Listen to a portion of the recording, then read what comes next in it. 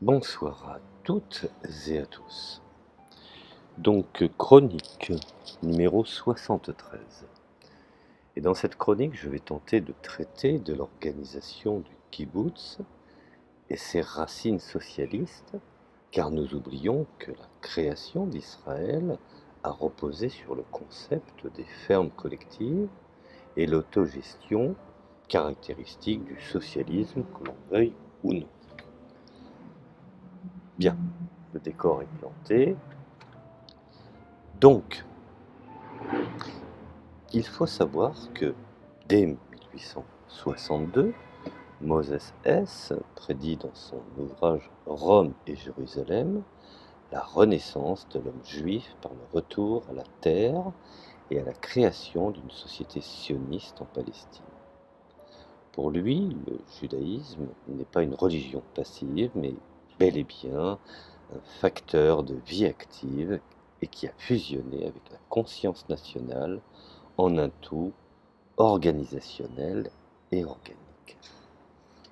Il est d'abord, je dirais, l'expression d'une nationalité dont l'histoire depuis des milliers d'années coïncide avec l'histoire du développement de l'humanité, et les Juifs sont une nation qui, une fois qu'elle a agi comme le levain du monde social, est destinée à être ressuscitée avec le reste des nations civilisées.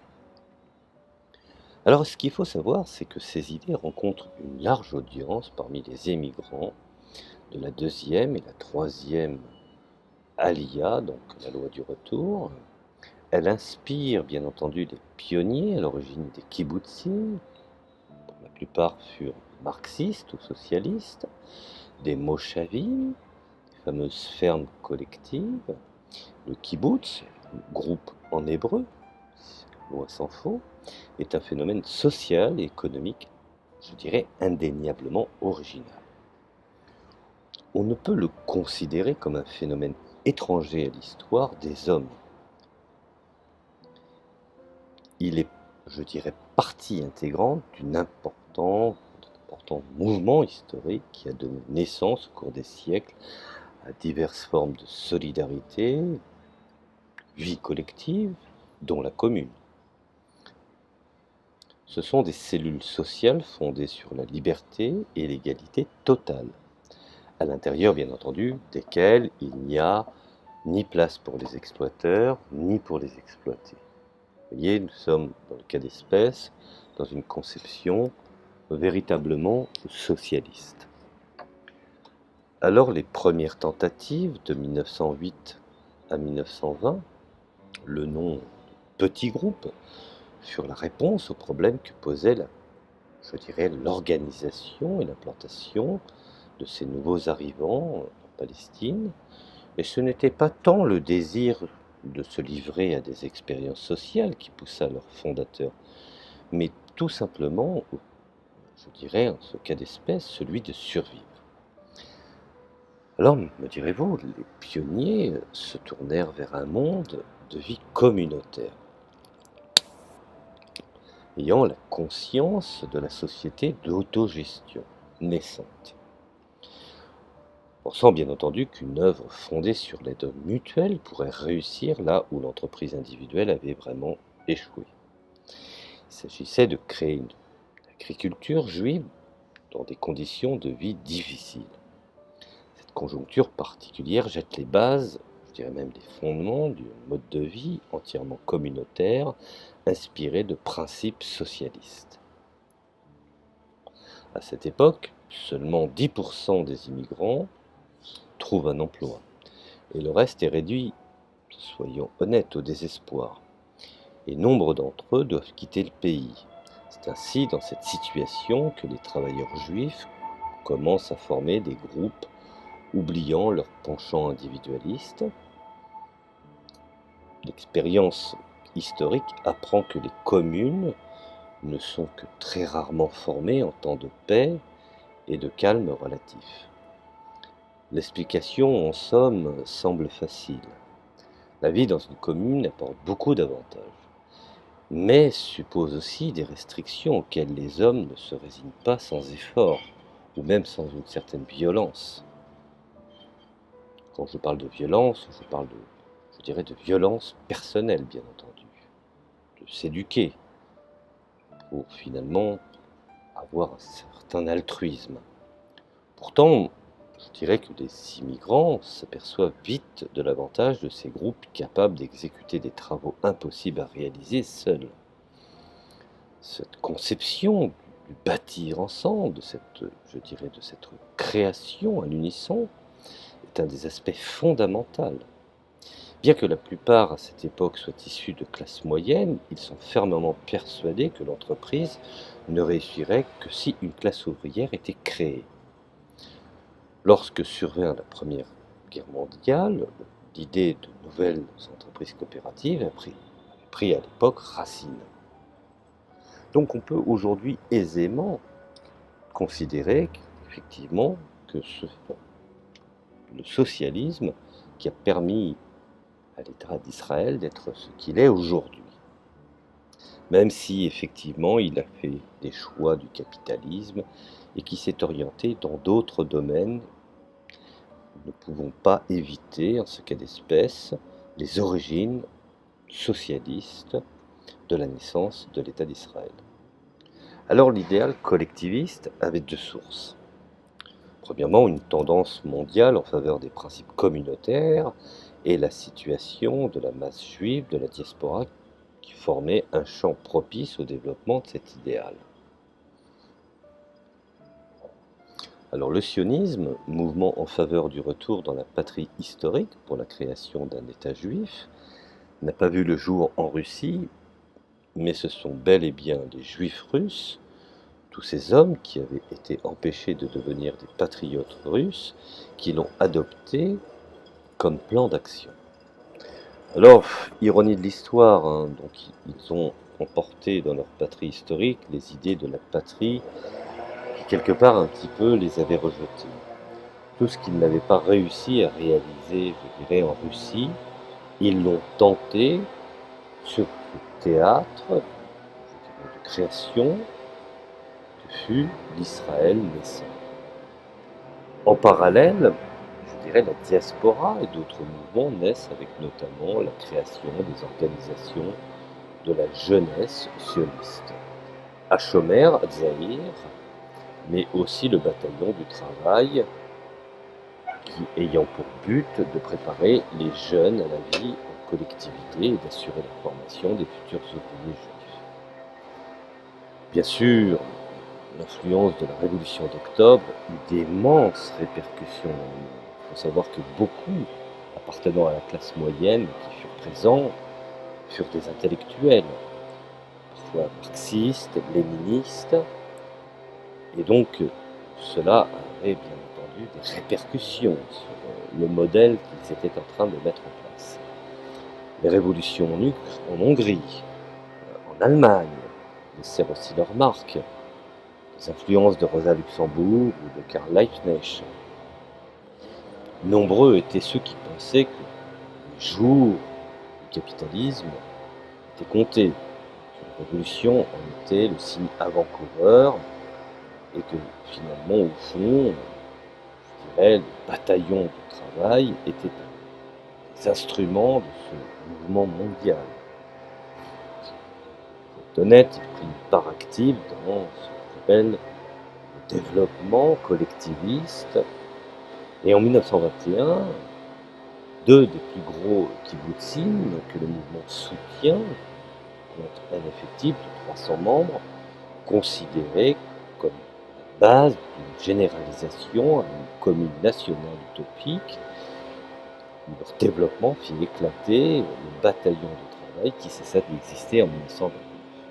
Mais ce ne fut que partie remise. Dès 1920 à 1948, les kibbutzim se renforcent. Ils sont à la base des premières orientations de l'État d'Israël. C'est à cette période, je dirais, que se réalise la consolidation du mouvement kibboutzik, avec la création d'organisations sociales nationales, cherchant à éviter les initiatives étouffantes, je dirais, dues à la centralisation et en restant fidèles au principe de l'aide mutuelle. Bref, certaine collectivisation de la vie quotidienne, et c'est aussi sûr qu'à cette époque, la structure perd de son indépendance. Alors, quand on observe et qu'on examine rapidement les origines historiques des communes, à la base de l'organisation du kibbutz et son histoire jusqu'à la création de l'État d'Israël, il est temps de décrire, je dirais, l'organisation interne sur laquelle repose à cette époque. Je dirais que c'est une société librement constituée dans laquelle on partage la propriété, la production, le travail, ainsi que la consommation et bien entendu, in fine, les services. Elle se doit de satisfaire les besoins de ses membres, le principe, je dirais, de chacun selon sa capacité, à chacun selon ses besoins, bien entendu, adage emprunté au socialiste Louis Blanc lors de la Révolution de 1848 en France, sous-tend la forme socio-économique du kibbutz, qui est le fondement, je dirais, et non seulement le fondement, mais fondamentalement différent de toute autre entreprise coopérative. Son caractère unique tient à son collectivisme absolu. Aucune propriété privée, aucune activité économique privée ne sont autorisées, sont communs aussi bien, je dirais, les activités culturelles, sociales, éducatives que les différents aspects économiques. Sa mise en place est orchestrée au fur et à mesure des besoins concrets et des exigences du développement dans cette future terre d'Israël. La structure du kibbutz est en constante évolution, son cadre organisationnel est élaboré par la pratique de l'expérimentation. N'oublions pas qu'une multitude de, de paysans ou d'agriculteurs furent également issus de la classe moyenne et avaient autant de connaissances dans l'agriculture qu'ils pouvaient l'avoir dans le domaine, je dirais, des théories socialistes et des connaissances universitaires. Alors, le collectivisme total, si je dirais caractéristique de la vie kibbutz, est particulièrement évident et probant. Dans 4 domaines principaux, notamment travail et production, propriété, consommation et éducation. La situation de la famille au sein du kibbutz est tout à fait originale. C'est le kibbutz et non la famille qui nourrit ses membres, qui pourvoit leurs besoins, et est responsable des soins et de l'avenir des enfants. Cela ne signifie nullement qu'il conteste l'intégrité, je dirais, et l'importance, voire même la force de la famille. On a pu voir d'ailleurs que les familles sont plus stables dans les kibbutz que le reste de la société israélienne. Le salariat est aboli, comme l'indiquait Karl Marx, comme seule condition pour sortir de la pauvreté et pour s'émanciper. En échange, les membres reçoivent tout ce dont ils ont besoin des différents services de la communauté. Bien entendu, et cela me semble évident, les principes d'égalité et de la distribution selon les besoins sont évidemment de la plus grande importance. La structure de la société kibboutzik exige de ses membres de nombreuses concessions. En échange, elle satisfait les besoins courants, mais aussi leur offre une vie culturelle riche, intense et de bonne aloi. Et par voie de conséquence assure donc l'éducation des enfants. Le rapport particulier qu'instaure la structure du kibbutz entre l'individu et la communauté dépend de la taille du kibbutzim. Et ceci, je dirais, expliquerait en partie l'évolution actuelle des kibbutzim. Il faut rappeler que le nombre moyen de membres en 1920, y compris les enfants, est de 40. Il s'élève à 100 en 1930 pour atteindre 7 à 800 en 1950. Les décisions à prendre par l'Assemblée, je dirais, générale ne peuvent plus, dans ces conditions, se faire tous les jours. Un système victime de sa propre réussite, finalement, au fond. Alors parlons de quelque chose de très important qu'on a tendance à oublier dans les sociétés. Ce qui, à mon sens, est un des points fondamentaux, je dirais cela fait partie même des fondamentaux d'une société, l'éducation des enfants, qui, bien entendu, vont constituer la relève. Alors chaque société, quel que soit son modèle, se donne un système d'éducation capable de soutenir son mode de vie et d'assurer sa continuité en agissant sur le collectif, et qu'elle souhaite bien entendu contrôler ou mettre en place. L'éducation en commun est le moyen, je dirais, d'assurer la survie de la collectivité et je dirais, et de diminuer les influences idéologiques et spirituelles de la société individualiste. Et en ce cas d'espèce, le kibbutz a toujours donné beaucoup d'attention à l'éducation de la jeune génération. Et ce sont des choses qu'il faut soulever. Et je sais qu'aujourd'hui, dans l'hystérie collective, où on a tendance à noircir l'histoire, il est bon ton de temps en temps de rappeler certaines réalités. Alors la responsabilité économique et spirituelle de l'éducation et de l'apprentissage est l'affaire de l'organisation et non celle des parents. La pensée socialiste des premiers bâtisseurs de l'État juif considère, je dirais, la première génération comme celle du désert. Tous les espoirs se portent sur la jeunesse et surtout celle née dans le pays. Je vous invite à lire Die Judenstadt, donc l'État juif de Theodor Herzl, et vous comprendrez que même dans sa conception, ce fut un socialiste. Et donc, effectivement, pour en revenir à l'éducation des enfants, dès leur naissance, les enfants vivent séparés de leurs parents. Cela ne veut pas dire que les parents ne voient pas leurs enfants. C'est que simplement, dans la journée, les parents sont occupés à une tâche d'organisation et les enfants sont dans des crèches ou en cours. Et le soir venu, les parents, je dirais, s'organisent pour s'occuper de leurs enfants.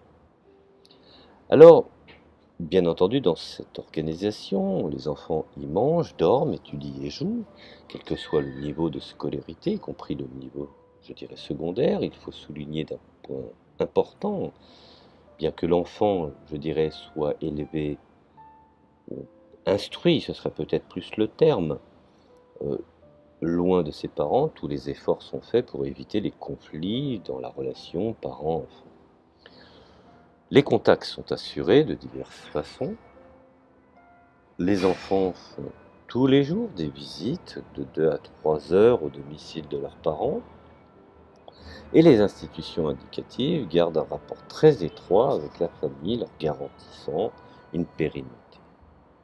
La règle d'or de cette organisation tend à donner à l'enfant une place nouvelle qui n'appartient qu'à lui, ni à la famille, comme dans les pays, je dirais, socialistes, où l'enfant est une forme particulière, je dirais, de la condition de la société. Alors, ni au kibbutz, où l'enfant appartiendrait à la collectivité, qui aurait barre, je dirais, sur lui et délèguerait sous surveillance une patrie de ses droits aux parents. L'éducation collective est l'aspect le plus original de l'éducation israélienne.